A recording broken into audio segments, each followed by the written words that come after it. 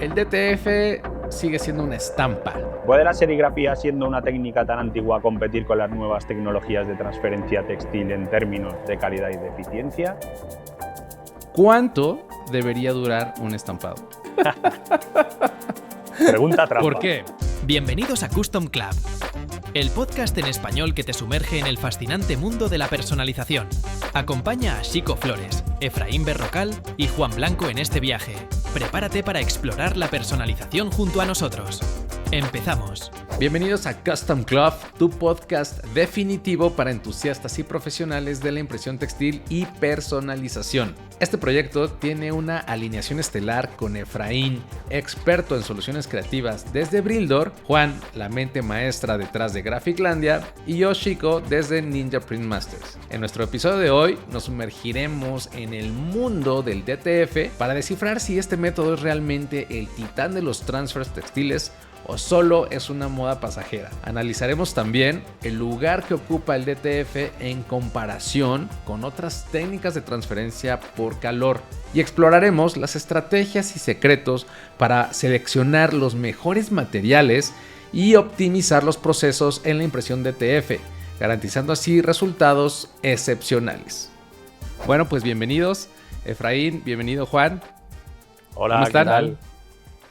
Muy buenas a todos. Bueno, pues comencemos con este tema que nos va a dar para muchísimos ejes que tocar, pero principalmente, pues yo creo que hay que empezar con el DTF, ¿no? Porque si bien se ha dicho que el DTF está en auge, yo creo que valdría la pena saber y, por supuesto, tener su perspectiva acerca si realmente está revolucionando la industria textil o si solo es una moda pasajera. ¿Qué piensan? Yo creo que el DTF ha venido para quedarse, sin ninguna duda. Yo pienso ¿Tú lo qué mismo. dices, Juan? Yo pienso exactamente lo mismo, pero para cada cosa su lugar, ¿no? Como se dice. Entonces que también existe vida detrás del DTF. Claro. Yo le he estado leyendo muchos comentarios últimamente que dicen el DTF sigue siendo una estampa. O sea, sigue siendo algo que se queda por encima de la tela, se ve como una estampa, se siente como una estampa que obstruye la transpiración de la prenda, que te hace sudar, que es incómoda y eventualmente va a morir. ¿Ustedes qué pensarían o qué responderían al respecto?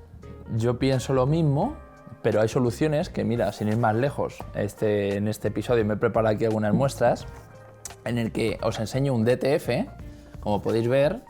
Pero este DTF tiene una peculiaridad y es que tiene trama. Entonces, cuando se crea un DTF con trama, esto lo sabes perfectamente, Chico, en la sublimación, en la serigrafía, pues lo que nos permite es que se quite esa estampa, ese plástico, como tengo aquí en otra prueba, en el que aquí vemos una mancha. Esto no es DTF, ¿vale? Esto si quieres ahora después comentamos, pero aquí escucharéis que es como un plástico, ¿no? Entonces, el tener esa trama permite que tengamos mejor tacto en el DTF, también nos permite mayor respiración del pecho, es decir, donde está esa estampación, y también nos permite mayor elasticidad del tejido. Entonces, es muy bueno hacer los DTFs o las serigrafías con estas tramas, pero si hacemos lo que es una mancha, obviamente tenemos esa opacidad del aire y tenemos ese tacto quizás plasticoso. Luego influyen otras cosas que podemos comentar, que son los tipos de tintas, también la regulación que se haya hecho de esa impresión, si se le ha hecho mucho blanco, menos color, ¿no? Entonces todo eso influye. Pero bueno, quería hablaros en este punto de ese tema de la trama, que sí que permite ese tacto y esa diferenciación de un DTF a otro DTF. Claro, y hablando de tramas, ¿qué tramas recomendarían? Porque sabemos que utilizamos las líneas por pulgada para convertir estos medios tonos y es una pregunta muy frecuente. ¿Cuántas líneas por pulgada deberíamos utilizar para tener esa buena transpiración? Digo, vale la pena pasar ese tip. Yo creo que ese chico ¿Cuál recomendarían? Es tu deber. No, yo quiero saber el de ustedes y ya yo les paso el... No, el yo mío. sinceramente, técnicamente, no te sé decir en pulgadas, ni puntos, ni demás. Ok. Se puede hacer de diferentes maneras todo el tema de Claro. las tramas, Pero tú, que esto viene de la serigrafía, más de la serigrafía, porque en el DTF ha sido como algo nuevo, no sé, quizás ese dato seas tú la persona más correcta de decir un valor más ideal. Bueno, ya me aventaron la pelota de este lado. Entonces, sí, claro. Mira, afortunadamente cuando iniciamos con el tema del DTF, comenzamos a probar diferentes lineajes, ¿no? Que justo el lineaje, para entenderlo más fácil, es en una pulgada cuántos puntos caben, ¿no? Digamos en una fila de puntos. Entonces, entre menos puntos, entre menos líneas por pulgada, digamos, pues son puntos más grandes, ¿no? Y entre más líneas por pulgada, pues evidentemente es en puntos más pequeños para que quepan todas las líneas que tú quieres, ¿no? Espero haberme explicado. Se entiende mejor con una imagen. Voy a intentar mostrarla para que todos la vean. Entonces, en ese sentido, la serigrafía utilizamos mucho 55 líneas por pulgada, 45 líneas por pulgada, como en ese rango en el textil, ¿no? Que hace que sea sencillo, que tenga un buen aspecto y que a cierta distancia pues tengas la relación de una fotografía o una ilustración o una imagen compleja, ¿no? En el DTF funciona un poquito diferente porque si tú colocas líneas por pulgada muy altas, es decir, 55, 45, como es en la serigrafía, el punto tiende a ser tan pequeño que no alcanza a soportar el adhesivo en polvo del DTF. Claro. Entonces eso puede llegar a ser un problema porque, se ve muy bien, pero en el momento de la resistencia de la prenda al lavado o incluso en el momento de la transferencia, muchas veces no se soporta todo no tiene la misma solidez, digamos, al lavado por no tener el suficiente adhesivo, ¿no? Entonces la recomendación que generalmente hacemos es 35 líneas por pulgada como máximo. Cuando pasen a Photoshop, extraigan el color y hagan esa conversión a líneas por pulgada. En las pruebas de resistencia que hicimos al lavado, nos dimos cuenta que 35 líneas por pulgada es lo que mejor funcionaba en cuanto a relación vista, de que tenga al final todo el detalle posible, ¿no? Versus la resistencia del lavado. Por eso les preguntaba si es que ustedes habían experimentado algunos settings diferentes. Es interesante también. Bueno, yo hablo desde mi experiencia con diferentes software RIP, ¿no? Que al final te permiten hacer ese tipo de cosas de forma bastante sencilla, ¿no? Y al final trabajan un poco diferente porque lo que hacen es generar como una malla de agujeros, ¿vale? Más que un tramado, sino lo que hacen es vaciar lo suficiente como para generar esa elasticidad, ¿no? Esa capacidad también de resistir mejor al lavado, esa transpiración.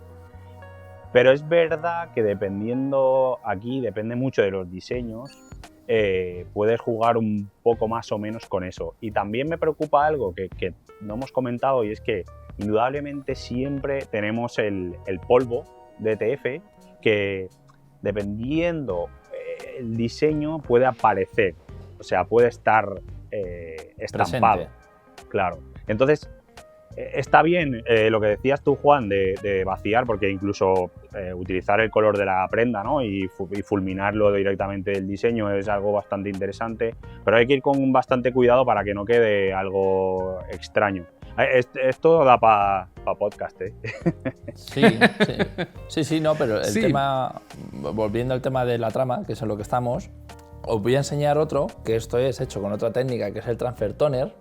Esta imagen está hecha también con trama, y es lo que tú comentabas, Efraín. Se ha hecho con un software, con un RIP, en este caso ¿cómo era? Forever RIP, ¿sí? ¿Es así? Sí, o bien con el Forever RIP o con Digital Factory, con Catlink, efectivamente. Sí, pero en este caso se ha hecho con ese. Y ahí no es a lo que me refería yo de técnicamente, de que yo no lo he hecho técnicamente, quizás midiendo esos puntos por pulgada que comentas, chico, sino que es simplemente probando en el mismo software que te permite abre o cierra, ¿no? Claro. Pero como veis también pues, se puede hacer con otras técnicas que ahora iremos viendo, claro. Y podríamos agregar algunos puntos, muy importantes, me parecen, porque es del interés actual de todos, por el auge de la técnica, que, número uno, no es posible hacerlo en todos los artes, ¿no? O al menos no de forma estética, porque si tenemos un cómic, a lo mejor con colores muy sólidos, el intentar forzar, digamos, los medios tonos pudiera no ser o no tener el mejor resultado, ¿no? Claro, Estéticamente claro. hablando. O sea, que el color se ve, de pronto ya no se ve puro, o algunos elementos ya no se ven como uno desearía, ¿no? Desde luego los rips me parece que son una excelente opción, sobre todo para fotografías que tienen o fondos oscuros, ¿no? Que te extraen finalmente ese negro rápidamente y te genera el medio tono, lo cual me parece muy práctico y la mejor forma de hacerlo por costo-beneficio, digamos. Pero a mí me parece que al momento de convertir la imagen o extraer el color negro para después hacer los medios tonos, la mejor forma es hacerlo con Photoshop. O sea, en un sentido de que tú puedas elegir qué elementos sí quieres que sean afectados por esta función y qué elementos no. Vamos a pensar en la imagen que tú tienes.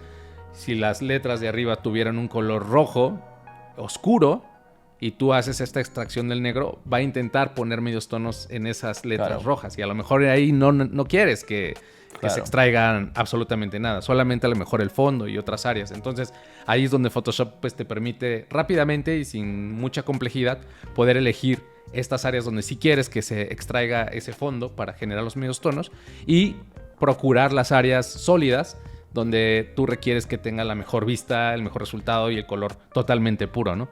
Entonces, yo recomendaría a la gente que cuando tengan diseños más complejos, ¿no? Donde quieran controlar un poquito más esta parte, pues desde luego utilicen Photoshop y al momento de hacer la conversión a halftones o a medios tonos, pues sí, procuren que no pasar por allá por encima de los 35 líneas por pulgada. Pueden ser 35 como máximo y pueden bajar incluso más a 25 o 20, no sé. Ya son puntos más grandes, pues, pero tienen muy buen soporte de adhesivo, ¿no? Y que valdría la pena mencionar que también esto depende un poco por el tipo de adhesivo que usemos, porque hay diferente granulometría, ¿no? Es decir, granos más gruesos, granos más finos. Y eso pues va a tener diferentes resultados o digamos va a ser una variable adicional, ¿no? A los medios tonos. Pero claro, simplemente para ir cerrando el tema. Sí, claro, efectivamente, para cerrarlo, que la gente no se sepa, o sea, no tenga en consideración de que ahora tiene que emplear lo que es una trama en cualquier tipo de diseño. Efectivamente, está destinado para algunos tipos de diseño y lo que tú explicas, Chico, también entender a la gente que quizás, como tú dices, el método profesional es hacerlo con Photoshop, pero que también en estos rips nos ofrecen esta solución que bueno, muy buena, es muy bastante bien pasajera, ¿no? para llevarlo a cabo. Sí. Bueno, de hecho muchos RIP tienen ese atajo hacia Photoshop, ¿vale? Para poder no salirte, sino utilizar sus ventajas y las ventajas de Photoshop a la hora de hacer una edición. Excelente. Y bueno, ya estando en esto, ¿cuál te parece el RIP definitivo, Efraín, para utilizarlo en DTF? A mí me gusta mucho Digital Factory, creo que han hecho un buen trabajo y cada vez amplían más las opciones. Tienen también mucho soporte para diferentes drivers de impresoras y la verdad es que están trabajando muy bien. Y creo que está funcionando bien también con los plotters que tienen tarjetas lógicas chinas, ¿no? Como los más genéricos, digamos. Sí, también están trabajando y les puedes pedir aparte de desarrollo. Nosotros tenemos bastante contacto y lo cierto es que son bastante ágiles. Ok, perfecto. Bueno, pues creo que ya dejamos ahí distintos tips importantes, ¿no? Para aquellos que se quieren aventurar con los medios tonos para el transfer DTF e incluso explorar los rips. Yo solo he tenido oportunidad de utilizar el de Catlink. Me parece una muy buena opción. O sea, es muy intuitivo, es poderoso también porque tiene bastantes opciones. Pero bueno, pues yo creo que en el tiempo van a salir más opciones también, ¿no? Que podamos ir explorando y ver qué funciona mejor, ¿no? Pero bueno, pues vayamos con la segunda pregunta. No sé, ¿quién se anima a soltarla? La hago yo. Vas, Efraín. ¿Puede la serigrafía, siendo una técnica tan antigua, competir con las nuevas tecnologías de transferencia textil en términos de calidad y de eficiencia? Vaga, tírale, chico, que esto es un poco tu terreno. Bueno, pues yo aquí lo compararía en dado caso con el transfer serigrafía. Y el transfer serigrafía, pues por excelencia ha sido el transfer de mayor duración, ¿no? El transfer que tiene mayores capacidades o alcances porque puedes utilizar efectos especiales. De hecho, nosotros fabricamos transfer serigrafía con distintos efectos como puff, por ejemplo, que es como el inflable o el hinchable, no sé cómo le llamen allá.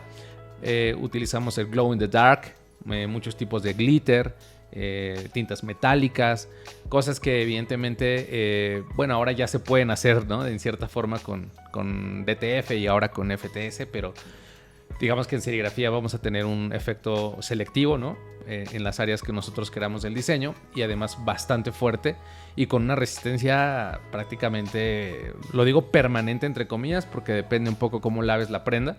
Recordemos que cualquier transfer, cuando lo metes a la secadora, pues el calor hace que se reactive el hot melt o el polvo adhesivo, entonces puede llegar a removerse, ¿no? Partes de ese estampado. Pero si no es el caso y tienes ese cuidado de lavado, podríamos decir que dura toda la vida útil de la prenda, porque si el transfer está hecho con plastisol, el transfer de serigrafía está hecho con plastisol, pues tiene una resistencia aún más alta que los transfers hechos por base agua, ¿no? Como el caso del DTF o incluso el FTS. Entonces, yo creo que compite en volumen.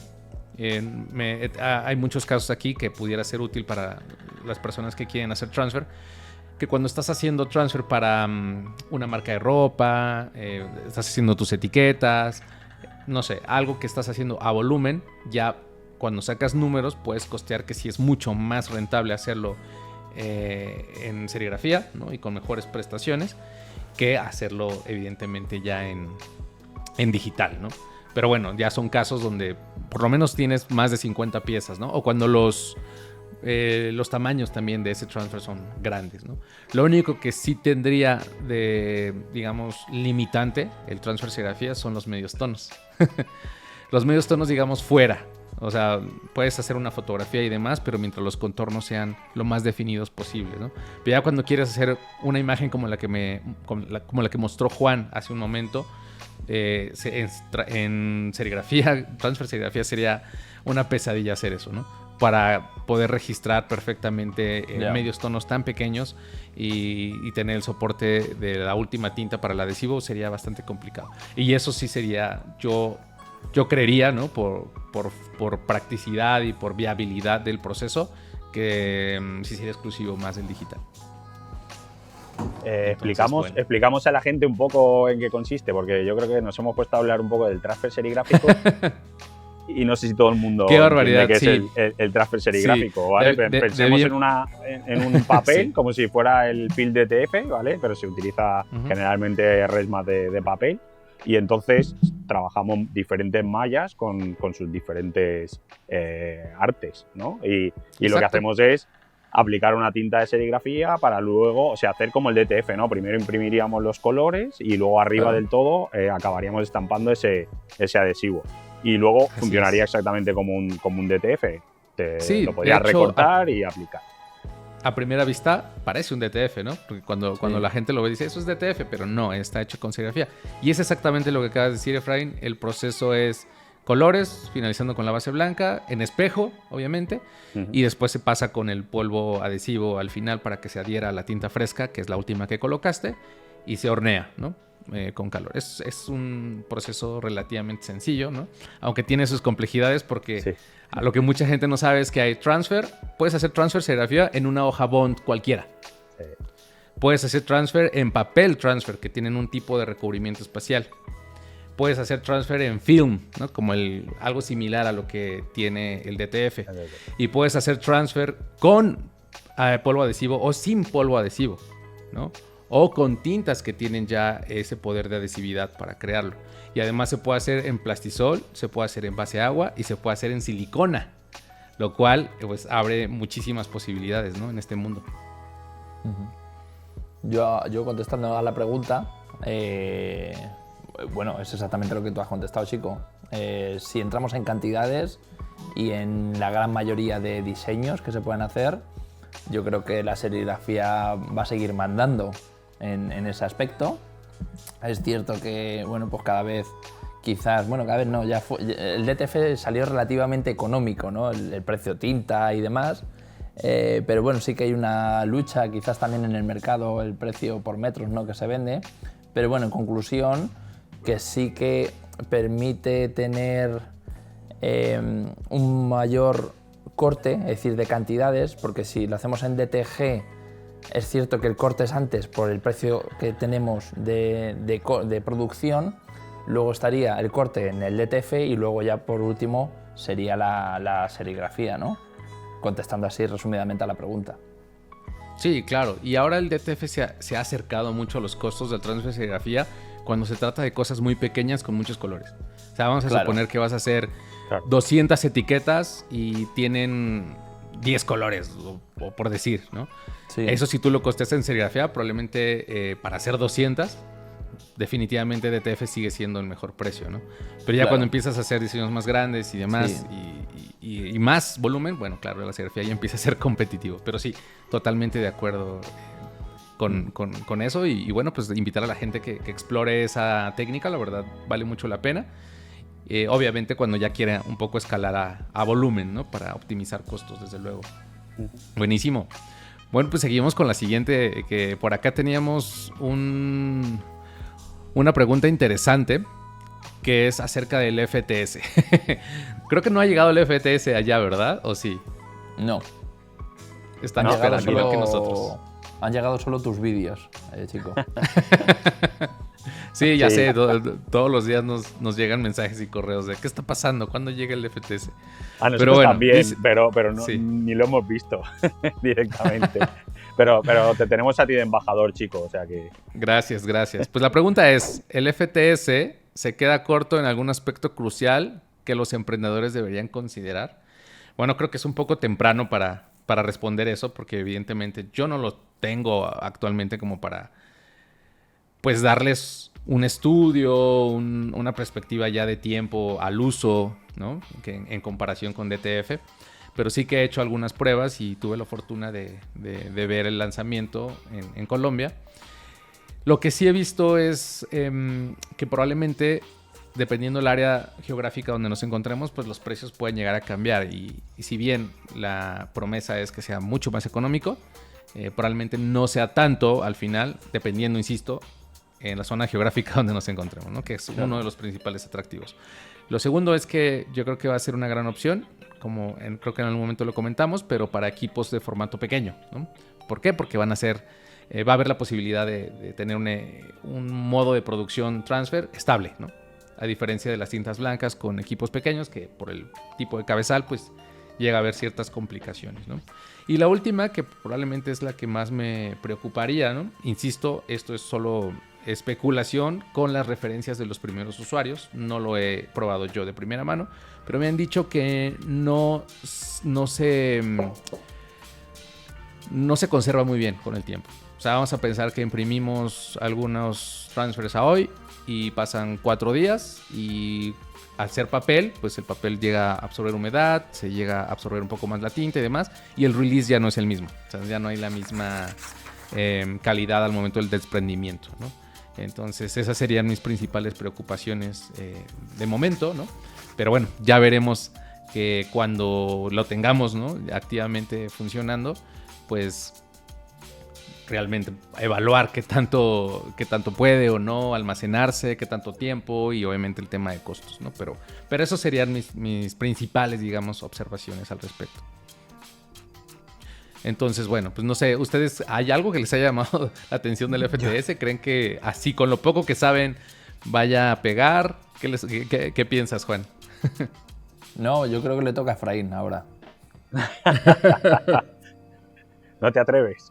Sí, me atrevo, pero es que antes hablé yo, ahora, hombre, tú, que si no, no vas a salir en el podcast.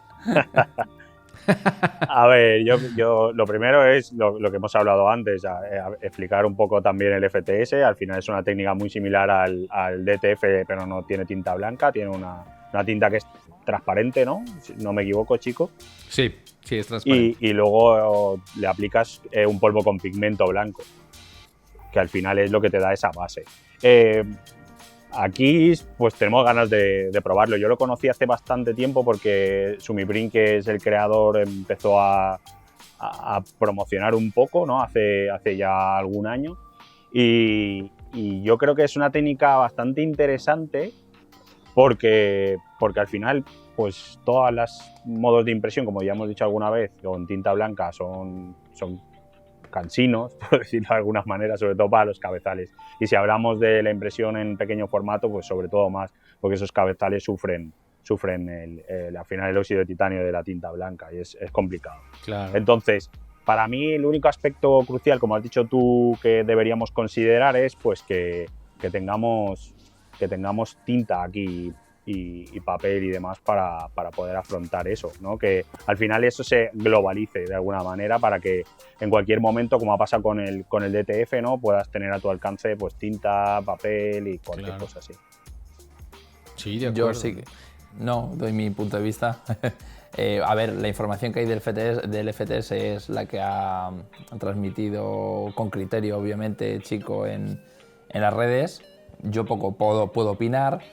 Lo que sí, referente a la pregunta, es que el día que Chico, o bien nosotros aquí en España, tengamos la oportunidad de tenerlo, es hacer esas pruebas, es decir, un mismo diseño, un mismo tejido, hacer la estampación y someterlo a pruebas de lavado y ver esa resistencia. Entonces, poco más que añadir, es que tampoco hay mucho, y opinar en algo que yo ni he tocado ni he visto con mis ojos, pues poco puedo decir ahora mismo.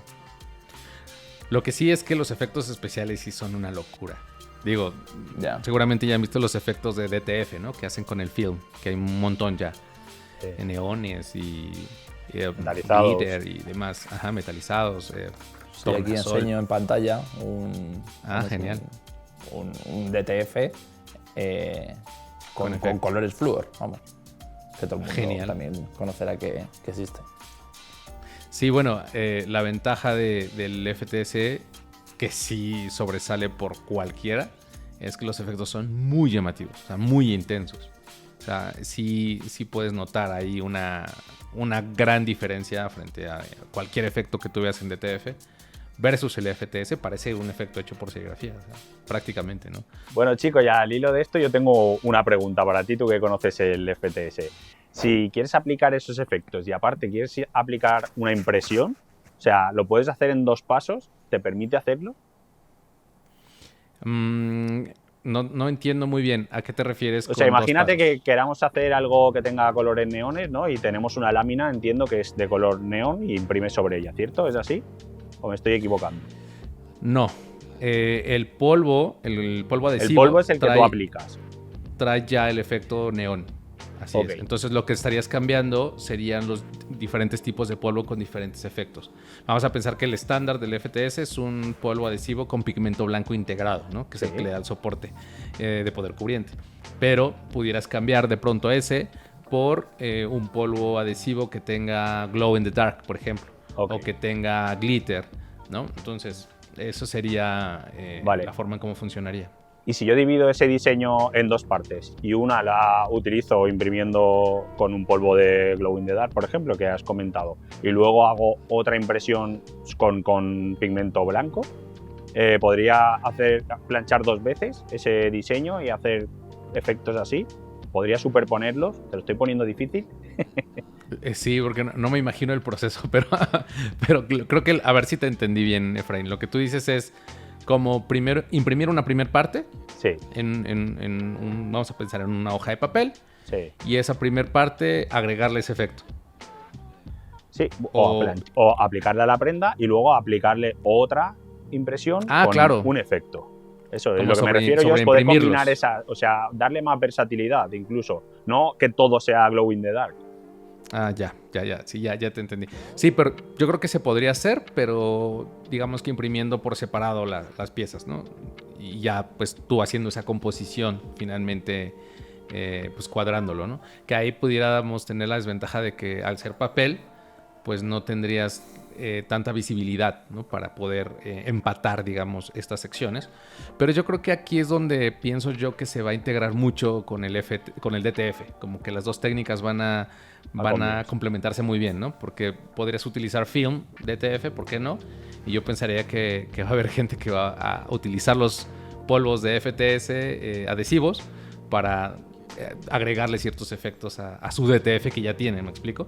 Yo creo que eso va a pasar, pero bueno, ya veremos cómo resultan esas pruebas y cómo se irá complementando.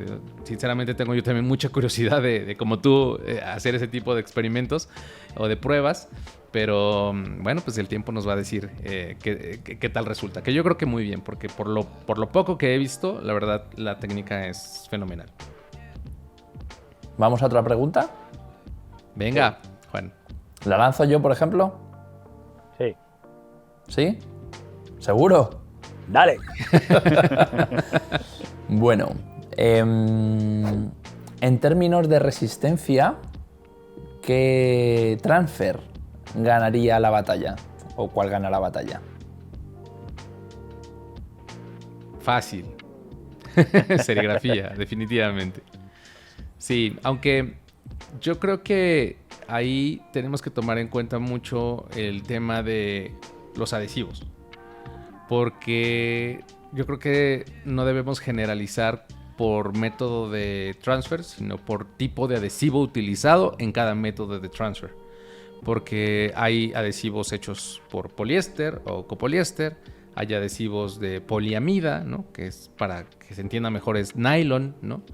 Hay adhesivos de poliuretano, que son probablemente los más utilizados.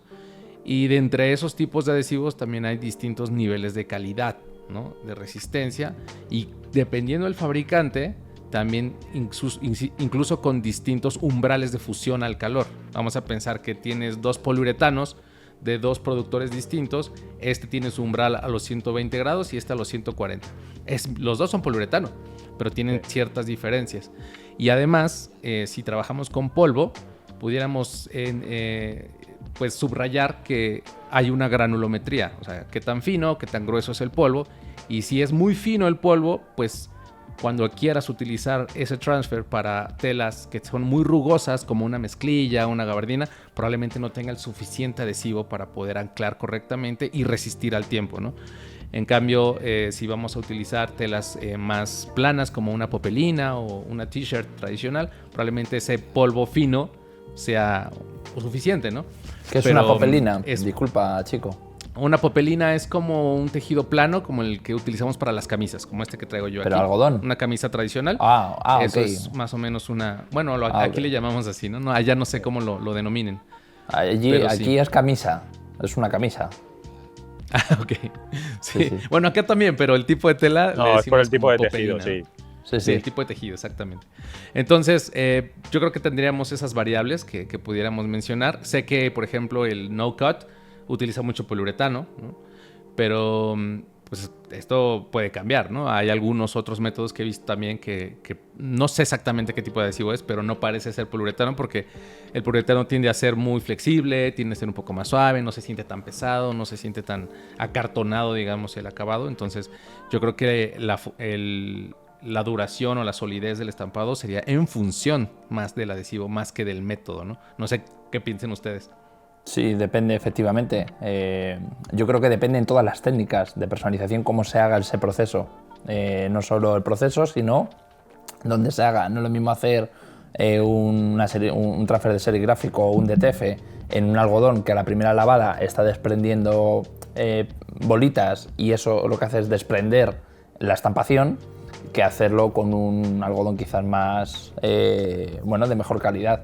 Entonces, yo, bajo mi punto de vista, la técnica en general es el transfer serigráfico, pero dependiendo, obviamente, de cómo se haga. Es decir, si alguien hace mal o utiliza malos materiales en serigrafía y uno en DTF utiliza bien y hace bien las cosas, pues será mejor el umbral de resistencia, ¿no? Sí, totalmente. Y hablando de esto, yo tengo mucha curiosidad. ¿Cuál es la forma en cómo ustedes hacen el DTF? O sea, ¿cuánto tiempo? ¿Qué presión? Y si es que le dan una sola planchada o dos planchadas, digo, me gusta mucho escuchar la experiencia. Sí, o sea, Efraín, ¿no? Si quieres. Bueno, nosotros generalmente en algodón recomendamos, con los materiales que utilizamos ahora mismo, unos 165 grados y 15 segundos y luego replanchar. porque es cierto que mejora mucho tanto el tacto como la durabilidad, porque al final el film ese sí que llega a bloquear un poco esa integración con el tejido, que es bastante importante. Muy buena observación, sí. ¿Y tú, Juan? Igual, entre 160 y 165, una presión media, 15 segundos. Y es cierto que, a diferencia de los primeros transfer, que se retiraba el film en frío, es decir, había que dejarlo, ¿os acordáis, no? Que había que dejar el film. Se nota la diferencia de cuando retiras al momento, es decir, cuando estás retirando en caliente, la integración yo la he visto mejor cuando se hace ahora mismo, pero es cierto que aún así, después, entre 5 y 10 segunditos, se hace esa adherencia mejor. Y el tacto para mí también es mejor, con esta adherencia, o sea, este segundo paso, hacerlo con papel de horno, el que se conoce como papel de horno. Chico, Entonces, ¿ahí en México es igual? Sí, puede ser. Aquí tiene muchos nombres, pero de pronto le dicen papel cebolla, papel vegetal. Sí, también. Pero sí, es como el que hacemos el segundo paso de planchado, ¿no? Entonces todos coincidimos en que 2 planchadas son una buena idea, ¿no? Sí. Sin ninguna duda. Sí, claro. Es cierto que ahora llegan nuevos films con The Hot Peel y demás, con las tintas también mejoran mucho porque son más ligeras y más fáciles de planchar. O sea, todo esto es cierto que es un mercado muy, muy joven y que va a mejorar muchísimo tanto a nivel químico como a nivel procesos. Claro. ¿Y han utilizado o han comparado los resultados, utilizar el hot peel para retirar en caliente que el cold peel, que se retira en frío? ¿Has visto alguna diferencia? Digo, además del tiempo obviamente que te requiere. ¿A mí? En el resultado. ¿A cualquiera de los dos? ¿Han visto alguna diferencia? Yo a cabo del tiempo, la verdad es que no. O sea, en cuanto a resistencia, yo no he tenido feedback, por llamarlo de alguna manera, de clientes o comentarios de la comunidad. Pero bueno, yo aparentemente le veo mejor resultado, e incluso en altas producciones, en productos que son para una ocasión, para una sola ocasión generalmente. Yo he hecho el omitir el segundo paso, porque al hacer la retirada en caliente, en ese mismo momento, lo que me ha quitado es ese alto brillo que a mí personalmente no me gusta que deja el DTF, que dejaba cuando era la retirada en frío. Entonces sí que me permite tener mejor calidad, por llamarlo de alguna manera, en el film de retirada en caliente. Yo creo que mejoran los colores también, porque muchas veces los films de retirada en caliente suelen tener unas temperaturas de aplicación algo inferiores. O sea, es cierto que el calor al final siempre se come parte del color. En el DTG, por ejemplo, pasa mucho, que hacemos una estampación y cuando lo ves en la impresora es muy brillante, y luego cuando le haces el planchado, cuanto más tiempo está, más apagado es el color. Yo creo que en el DTF pasa un poco lo mismo. Si puedes generar 2 planchados cortos, es mucho mejor que a lo mejor un planchado largo con el pelado en caliente. Pero ya digo que cada vez vienen cosas mejores. ¿Tú tienes feedback o tenéis vosotros feedback de que tenga mayor resistencia o algo, sí, una retirada con uno con otro? Sí, hay una diferencia importante, porque el hot peel, digamos que sí, lo vas a retirar inmediatamente después de haberlo planchado, y la única diferencia que yo he notado ahí es que si el diseño tiene muchísimos detalles, como por ejemplo medios tonos, como el que nos acabas de mostrar, Juan, probablemente pueda haber un riesgo de que ciertos puntos o ciertos contornos de cada uno de los medios tonos pequeños no se alcancen a adherir perfectamente, ¿no? Solo, insisto, cuando utilizas diseños de alto detalle. Si no fuera el caso y utilizamos diseños que no tienen medios tonos o líneas muy delgadas, probablemente el hot peel es muy buena opción, ¿no? Entonces, hay una asociación en algunas empresas que yo he estado trabajando, con las que he estado trabajando, que sí, dicen, es que el hot peel no dura tanto el DTF. Pero a veces es porque, pues, el proceso, al ser más rápido, menos calor y demás, pues hace que no esas orillas o esos detalles no alcancen a adherir como sí lo puedes hacer en el cold peel, ¿no? En frío, que le dejas todo el tiempo a que enfríe totalmente y bueno, pues tiene muchísima más probabilidad de que todos los detalles se adhieran perfectamente, ¿no? Entonces yo creo que eso es una diferencia que pudiéramos mencionar, aunque yo prefiero utilizar el cold peel. Y lo que comentabas del acabado de brilloso, mate o semimate, yo lo vería más en función al tipo de recubrimiento que tiene el film, ¿no? Porque ahora ya hay tanta diversidad. Bueno, el hot peel y el cold peel pues tienen diferentes digamos recubrimientos, puede ser de cera o de silicio para poder hacer el release, y además de eso pues tienen un tratamiento para darte un efecto más mate, ¿no? Más matizado o más brilloso, ¿no? Aquí por ejemplo tenemos los tres, tenemos mate, semimate y brilloso, y ya cada quien pues le gustará distinto o no el resultado, y a partir de eso todavía puedes elegir si es hot peel o si es cold peel. y además puedes comprar con 5 recubrimientos, con 3 recubrimientos, con 2 recubrimientos. Es todo un drama el tema del film, porque puede ser, ahí lo resumo rápido, el primer recubrimiento que tiene en la parte inferior es el promotor de deslizamiento, es para que el film pueda deslizarse fácilmente en todo el tren de producción. Después tenemos segundo recubrimiento antiestático, abajo, para no generar estática con ese frotamiento, con esa fricción, ¿no? Después tenemos el cuerpo principal, que es el PET. Después tenemos otro recubrimiento antiestático. Y después tenemos el famoso emulsionante o el recubrimiento que va a secar la tinta o que la va a retener o que le va a dar la tensión superficial, ¿no? Entonces tú puedes ir con un proveedor y decirle: a mí véndeme uno con 3 recubrimientos, o sea que solo tenga un recubrimiento antiestático, porque me sale 30% más económico y probablemente es suficiente para mí. Y habrá gente que te diga: yo quiero el de 5 recubrimientos porque a lo mejor mi proceso es un poco más sucio, no tengo buena extracción de humedad en mi EDTF, qué sé yo. Entonces eso me asegura que tenga un transfer mucho más limpio. ¿Me explico? Entonces puede llegar a ser muy complejo el tema del film por la gran diversidad de procesos y de recubrimientos que pudiera llegar a tener, ¿no? Y ahí ya tener pues esas variables de terminados, de release y del proceso en general.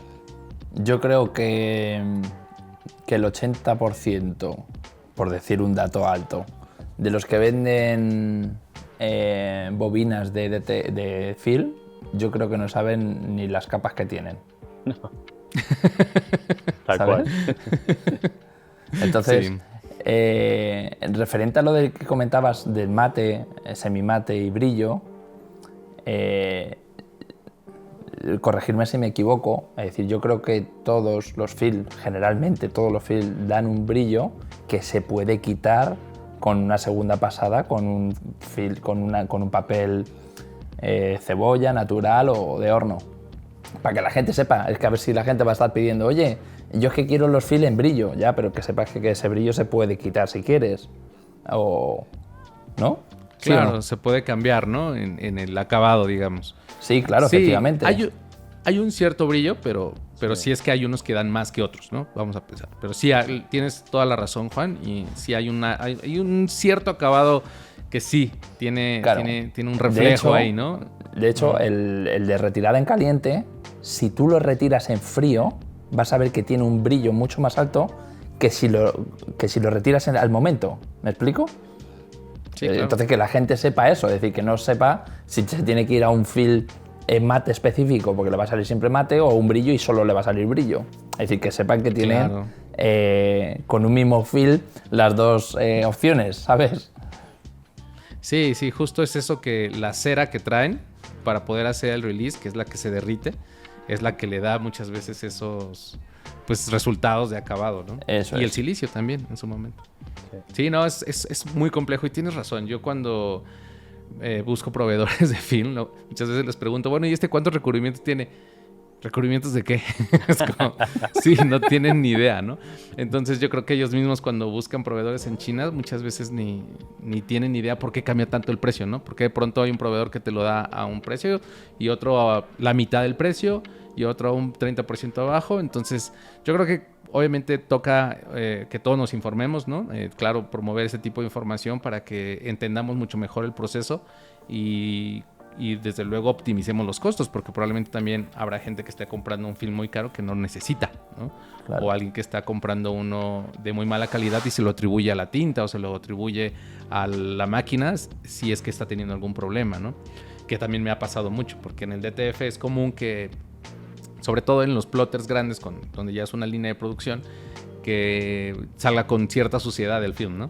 Entonces, cuando tú lo ves, pues esto puede ser muchas cosas. Puede ser tu film, puede ser que no tengas buena extracción, puede ser que no está bien el shaker en el ritmo adecuado para que pueda soltar el polvo. O sea, puede que no esté bien aterrizada la energía de la tierra del plotter y está causando estática. Ay, hay tantas cosas, ¿no? que pudieras explorar ahí, pero bueno, ya yo creo que teniendo buen conocimiento de cada uno de estos aspectos, pues puedes tener un mejor control al final de tu proceso y por lo tanto mejor calidad, ¿no? ¿Y tú cuál recomendarías entonces? ¿O cuál es el habitual que utilizas? ¿Qué film recomiendas para imprimir DTF, técnicamente hablando de capas, etcétera? Yo creo que si tú tienes muy buen control de extracción de humedad, o sea, no sé si han visto, bueno, yo sé que los han visto, pero hay dos sistemas, ¿no? Puedes tú construir un sistema de extracción dedicado o puedes comprar el típico filtro, ¿no? Que tiene la extracción de los vapores.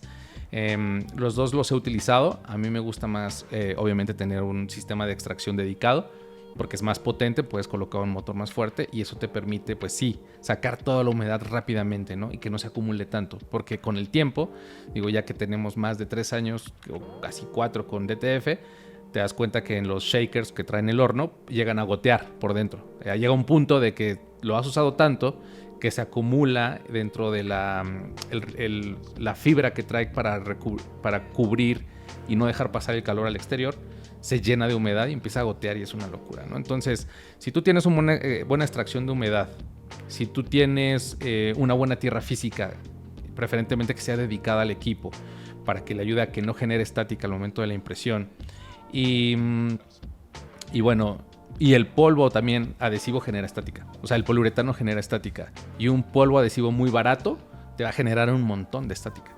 Y uno que vas a encontrar de mejor calidad ya tiene un tratamiento químico que disminuye mucho la generación de la estática. Entonces, si tú usas un buen polvo adhesivo y tienes estas variables controladas, probablemente el film no necesites uno de 5 recubrimientos. Probablemente sea uno de 3 y es suficiente, o de 4, ¿sabes? Pero, insisto, si tú estás utilizando un polvo muy chafa, o sea, de muy mala calidad, que genera mucha estática, probablemente vas a tener que compensarlo con un film de 5 recubrimientos para que puedas tener una limpieza en el film, ¿no? O sea, que no tengas contaminación. Entonces, yo diría que depende mucho de esos factores, pero yo, cuanto al tipo determinado, yo prefiero un semimate, por ejemplo, para el acabado del DTF, porque siento que el mate, a pesar de que siempre es lo que yo prefiero en cualquier sistema de impresión, entiendo que a ciertas condiciones de luz y demás, ese mate puede hacer parecer un poco más bajos los tonos, ¿no? Como un poco más opacos, no sé si es la palabra, pero o desaturados o matizados, digamos. Sí, ¿no? Que le falta color. Entonces, exacto. Entonces, he podido notar con clientes que tienden a valorar mejor cuando no es tan mate, es un poquito semi-mate, no exactamente brilloso o de alto brillo, pero tienden a tener un aspecto de mayor... de colores más vibrantes, digamos, ¿no? Para ponerlo de una forma. Entonces, yo creo que esa combinación es interesante y, pues, insisto, revisen su proceso, ¿no? Yo diría que probáramos. O sea, que vamos a probar mi máquina, metamos uno de 3 o de 4 recubrimientos económico y vemos cómo sale el film. Si sale bien y el release está bien y tu acabado es el que te gusta, semimate o brilloso, como tú lo quieras, listo. Y si tú ves que está muy contaminado, pues explorar, utilizar otro de mayor cantidad de recubrimientos o incluso otro polvo adhesivo, ¿no? Sí. Bueno, yo voy a hacer un apunte. Por ejemplo, aquí yo hablo de España, pero en México supongo que será igual. Influye también mucho en qué zona te encuentres. Al final la localización geográfica hace que ciertas zonas tengan mayor humedad, mejor temperatura y demás. El verano suele ser bastante duro, sobre todo en las zonas del sur. Y para técnicas así que la estática influye, También es cierto que la humedad influye en la electricidad estática. También tienes que tener ambientes bastante controlados, ni muy secos ni tampoco muy húmedos, porque si no vas a generarla. Es una excelente anotación. Yo también recomendaría que todos se compren un higrómetro, que es simplemente un indicador de temperatura y de humedad relativa del aire. En cualquier sistema de impresión, es muy importante saber como bitácora, digamos, ¿no? En qué condiciones estamos trabajando, y a veces eso nos da una idea de por qué está siendo difícil en ciertas épocas del año, ¿no? Algo. Entonces tienes toda la razón, es muy importante que la gente lo tome en cuenta. Yo, por ejemplo, dentro de la producción lo que hacemos es, según el higrómetro, hay épocas del año donde es demasiado seco. O sea, demasiado seco. Y eso también tiene una correlación con la estática, ¿no? Y a veces también con la estabilidad de los equipos. Entonces toca abrir el humidificador, colocarlo a un lado del plotter y ya, todo de maravilla, ¿no? Claro. De pronto ya empieza a cambiar los niveles de humedad. Llega la época de lluvias, que desafortunadamente cada vez es menos, pero bueno, llega la época de lluvias, apagamos el humidificador y ya no lo necesitamos y todos esos meses funciona de maravilla, ¿no? Entonces sí, esas condiciones habría que evaluarlas y irlas monitoreando, ¿no? Muy importante, buenísimo. Sí, y sobre todo también el hecho del cuidado tanto de tintas como de films, como de tejidos, etcétera. Es decir, la humedad sabéis que es un inconveniente tremendo para técnicas y para materiales. Entonces yo siempre he procurado que el tejido esté en bolsitas y metidos en cajas, tema de materiales, por eso siempre las bobinas pues van con su bolsita, con su cajita, etcétera. La gente tiende a sacarlo, lo pone en el taller y ahí se queda. Entonces luego existen esos problemas, no solo con esto que estamos hablando, sino con vinilos para rotulación o otros papeles para impresión digital, offset, etcétera. Entonces, es añadiendo este punto de que la gente cuide muy bien el tema de las humedades y a su vez el cuidado de todos los materiales, tanto tintas como materia prima, como en el caso del producto en sí, papeles, tejidos, etc. Sí, totalmente. Y el papel pues absorbe todo, ¿no? Absorbe un montón de humedad. De hecho, cuando lo usamos en serigrafía lo tenemos que hornear antes para sacar la humedad, encoja y haga todo lo que tengan que pasar y ya después utilizarlo. Sí. Hay algo en sublimación que es muy, muy clásico, ¿no? Y es esas puntas curvadas cuando utilizas impresoras de pequeñitas y la gente se las deja puestas en la bandeja. Deja 50 hojas y pasan 3 meses y esas 50 hojas cada vez son más curvas. Exacto. Llega a ese punto de que el cabezal roza directamente, nada más entra con la impresora, roza y te mancha toda la hoja. Es algo que es muy típico de todas las técnicas. Bueno, pues antes de ir con la última pregunta, les invitamos a todos que escriban en los comentarios los temas que les gustaría que tratáramos, que nos envíen audios también con esas preguntas. Creo que por Instagram sería el mejor canal. Y claro, los vamos a retransmitir aquí, los vamos a responder, por supuesto, vamos a elegir las mejores preguntas. Y pues este podcast es para todos ustedes, así es que pues estamos esperando esos mensajes, esos temas, esas preguntas, esas dudas, y con gusto las vamos a discutir en Custom Club. Entonces, bueno, pues vayamos a la última pregunta ya para ir cerrando esto que nos dirigió muy naturalmente hacia el mundo del DTF, que creo que es lo que más está hablándose hoy en día.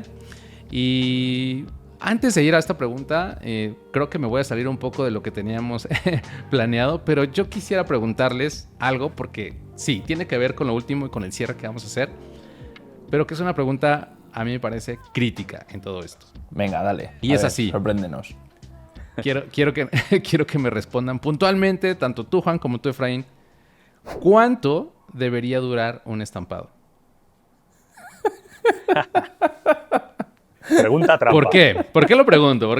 Porque la gente puede decir, o bueno, no sé ustedes cómo les haya ido en redes con su exploración, con la interacción con la comunidad, pero la gente siempre, una de las primeras cosas que pregunta después de precio es ¿cuántas lavadas dura? Entonces, a mí me parece muy genuina la pregunta, ¿cuánto debería durar un estampado?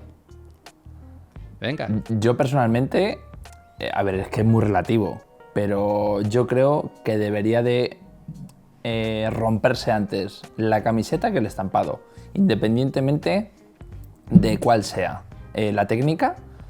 pero bueno, no iba a decir por desgracia, pero las calidades que estamos obteniendo últimamente en los tejidos hacen que eso, es decir, que antes de que el estampado se vaya, bien sea un vinilo textil, bien sea lo que sea, yo creo que tiro antes esa camiseta, esa playera, ¿no? Por eso, por la calidad del tejido, que llega un momento que hace muchas bolitas y tal. Pero a la pregunta es el estándar, entre 40 y 60 lavadas. Ok. ¿Tú crees que entre 40 y 60 lavadas estamos sobre un estándar de calidad suficiente? Sí. Ok. Venga, Efraín. Venga, dispara. ahora voy yo. Yo voy a ir como Juan a los 50 lavados.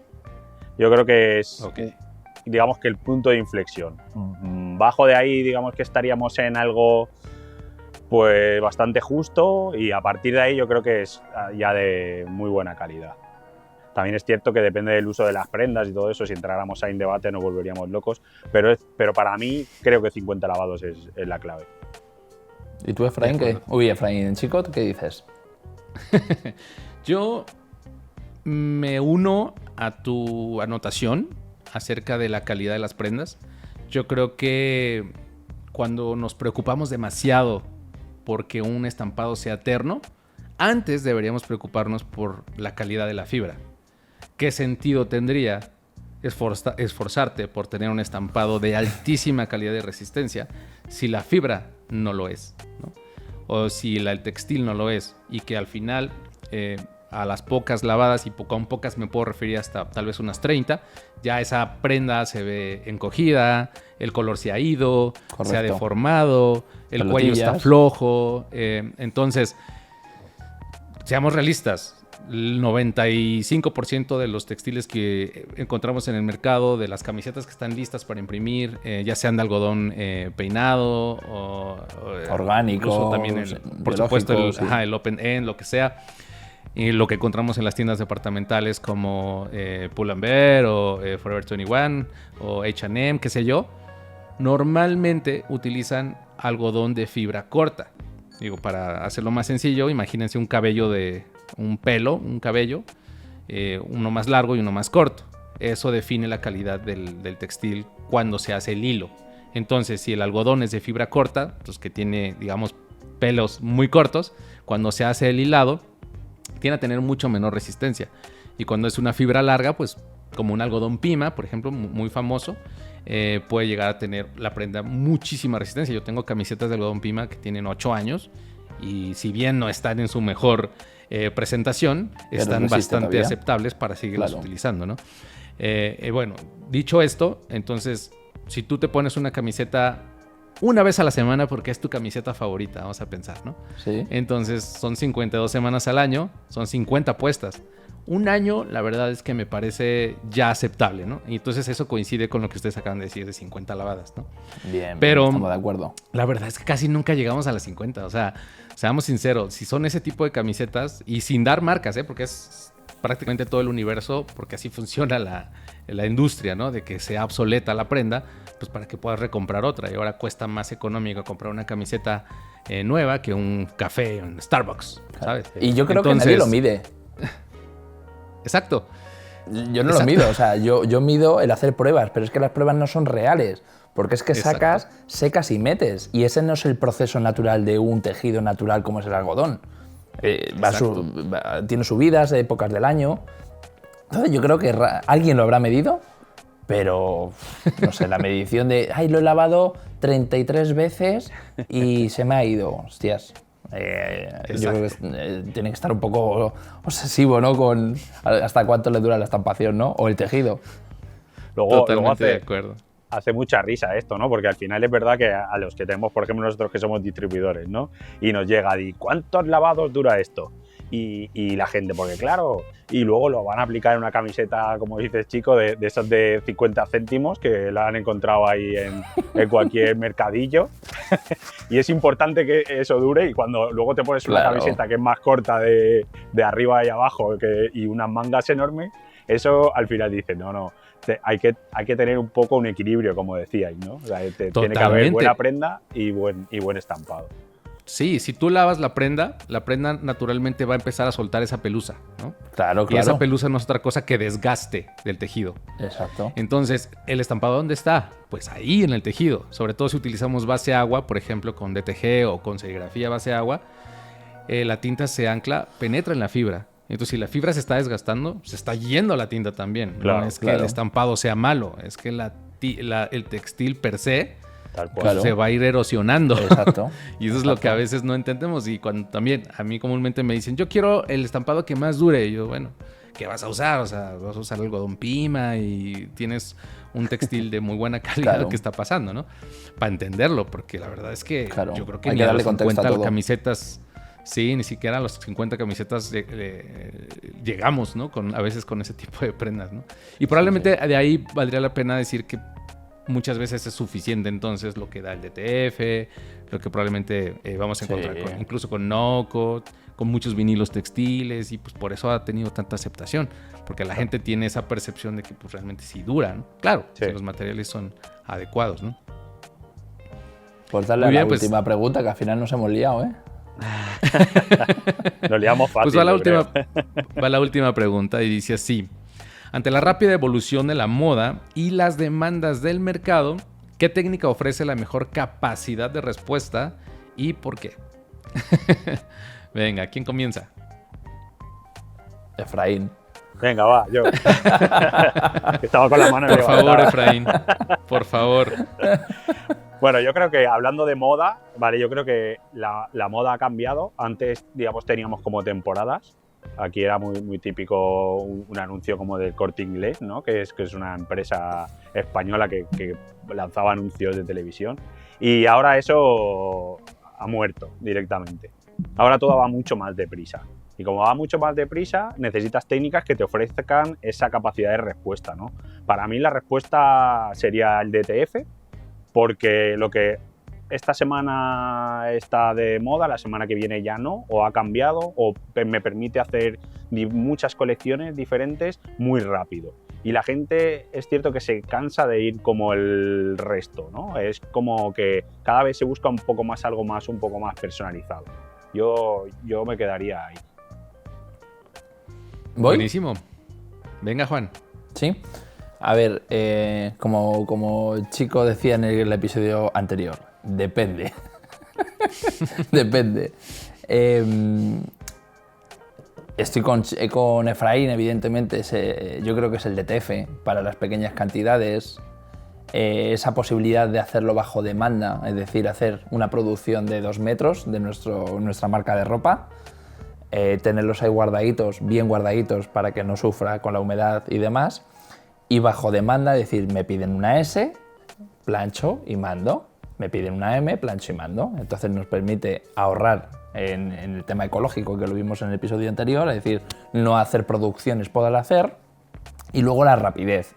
Cualquier proveedor hoy día en España, en México o en cualquier parte del mundo nos dan un servicio de 24-48 horas de tener los transfer puestos en nuestro domicilio, ¿no? En nuestra casa, en nuestra oficina.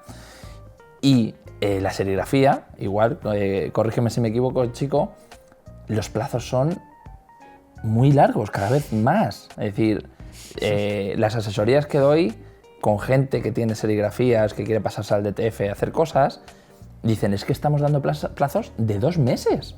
Es decir, de gente que viene a hacer una producción me lo invento, 100 camisetas de una marca, dice, hasta dentro de 2 meses no puedo servirlas.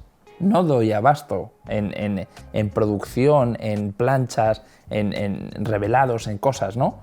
Entonces, yo creo que si es una cantidad, es una marca que precisa de muchas unidades, obviamente, serigrafía, yo creo que tiene que estar ahí, pero para la gente que quiere iniciarse, que hay muchísima gente que quiere iniciarse con su propia marca de ropa y demás, DTF yo creo que está en el puesto número 1.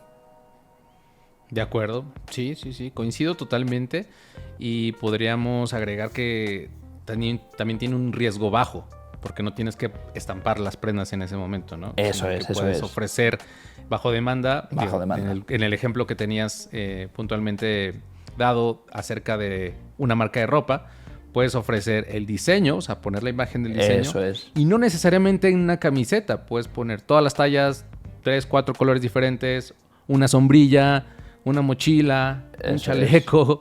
Y ese DTF lo vas a poder poner en cualquiera de esos objetos sin fabricarlos, ¿no? Entonces, yo creo que eso me parece que reduciría totalmente el riesgo de inversión. Y en el peor escenario, pues tienes el DTF ahí parado, ¿no? Pero no tienes prendas y una inversión grande de productos terminados que no estás vendiendo, ¿no? Entonces, a mí me parece fantástico en ese sentido. Y por cierto, ahora que lo pienso... Ahora que te ha venido a la cabeza... Sí, ya para cerrar, lo prometo. Una pregunta muy común es: ¿por qué mi DTF suda y se pone nervioso cuando lo almaceno y de pronto tiene un líquido por ahí que escurre? ¿No les ha pasado? Hostias, a mí no. Sí pasa. ¿Sí? Sí pasa. Joder. Sí pasa. Hay gente que me propone y que me dice cosas, que me dice, oye Juan, tengo este problema. Y digo, hostias, es que jamás me ha pasado a mí eso.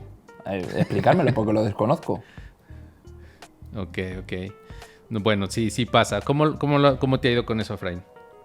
No, depende de muchos factores. Generalmente, sobre todo el tema térmico es importante y el tema de humedad, porque al final parece que se genera humedad entre lo que es la película y la tinta, por lo que queda como desprendido. Cuando te tiras a aplicarlo es costoso. Es cierto que no pasa siempre y en eso volvemos un poco a lo de antes, ¿no? A tener bien conservado y bien almacenado y tener control de todo, de la humedad, de la temperatura, de todo eso. Es bastante importante en el DTF, ¿eh? Sí, parece que no es tanto, pero sí hay una variable ahí y que incluso tienes que controlar en el proceso de creación, ¿no? Que tú bien lo dijiste, la extracción de humedad es muy importante, pero también las temperaturas de las bandejas. Ya es que los plotters DTF tienen una primer bandeja donde están los rodillos, que se calienta o no, ¿no? Que también valdría la pena mencionarlo. A veces necesitas y a veces no temperatura ahí. Luego el shaker en la entrada tiene otra bandeja que se puede regular la temperatura o no, ¿no? Y ya después, pues el proceso que ya conocemos de aplicación del adhesivo y demás, después el horneado, y ahí hay que sacar toda la humedad, ¿no? Yo lo que he visto muy comúnmente es que cuando no hay una buena extracción de humedad y un buen control de temperaturas, como bien dijiste, Efraín, parece que ya está curado, parece que ya está bien el transfer, pero al final sigue conservando muchísimos niveles de humedad en el transfer que empiezan a salir en el tiempo. O sea, lo almacenas y a veces al otro día ya está sudando ese transfer. Sí, pero ¿no? si has hecho esta pregunta, chico, si has hecho esta pregunta, es porque tú tienes una solución a ello. ¿Sí o no? Sí, claro. Es que el problema es que las soluciones no son tan simples, porque podría dar tips, ¿no?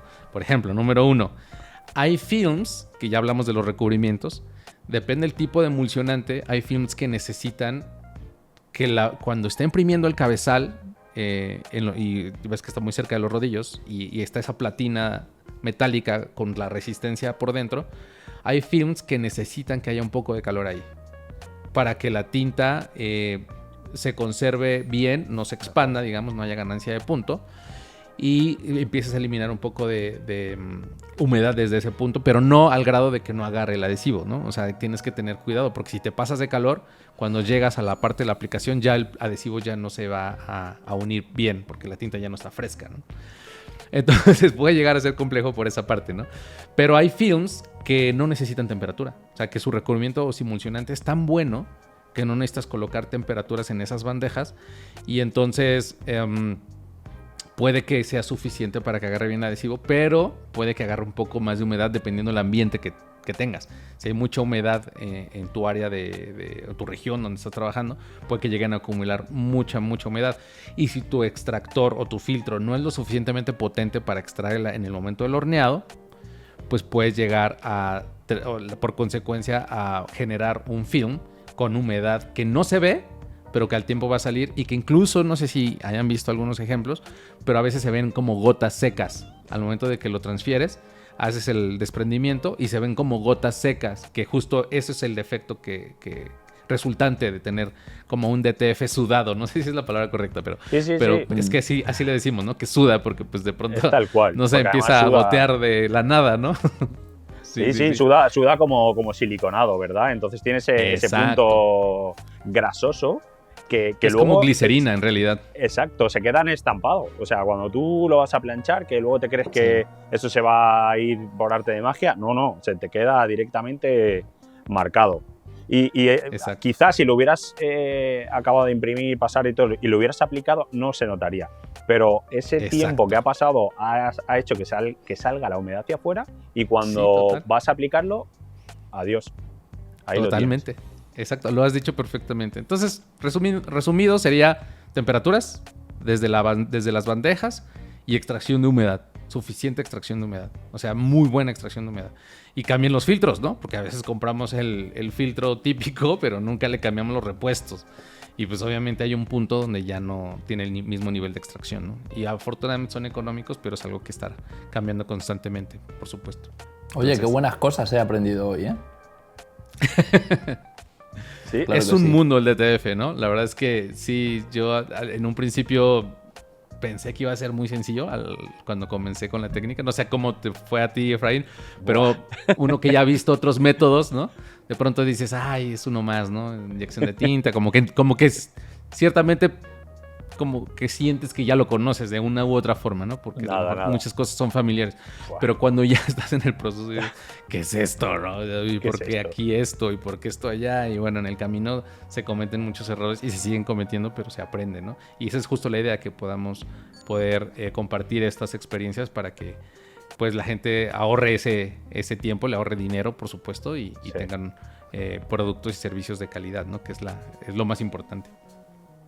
Muy bien, pues hasta aquí hemos llegado hoy, ¿no? ¿O qué? Yo creo que sí, hemos dado buenos temas y buenas cosas para pensar. Creo que empezamos con el tema del transfer en general y nos hundimos en el DTF por tantas cosas que creo que lo hicimos bien, porque, insisto, son de muchísima utilidad, ¿no? Y son actuales, o sea, es algo que podemos aplicar hoy mismo. Sí. Entonces, buenísimo. Vamos pues agradecer a toda la audiencia, ¿no? que escuchó este podcast, que llegó hasta el final. Y si llegaste hasta el final, entonces te llevaste muy buenos tips de aquí de Efraín, de Juan. Y por supuesto, los invitamos a que escriban, mándenos esos audios, por favor. Queremos toda esa retroalimentación por parte de la comunidad. Vamos a estar publicando estos episodios en los 3 canales, que es Brildor, Graphiclandia y por supuesto en Ninja Print Masters. Y lo vamos a ir alternando, ¿no? Entonces, pues, listo. ¿Qué les parece? ¿Algo más que agregar, Juan? Nada más. Dar las gracias a vosotros, a la audiencia, y nos vemos en el próximo episodio en Brildor. Eso. Sí, en Brildor. Nada, para mí es un placer, como siempre. Yo podría estar horas con vosotros conversando y la verdad es que es un gusto, y por supuesto pues alojar en cierta forma el próximo capítulo de Keystone Club. Os esperamos pronto. Excelente, muchísimas gracias, saludos a todos. Chao. Adiós.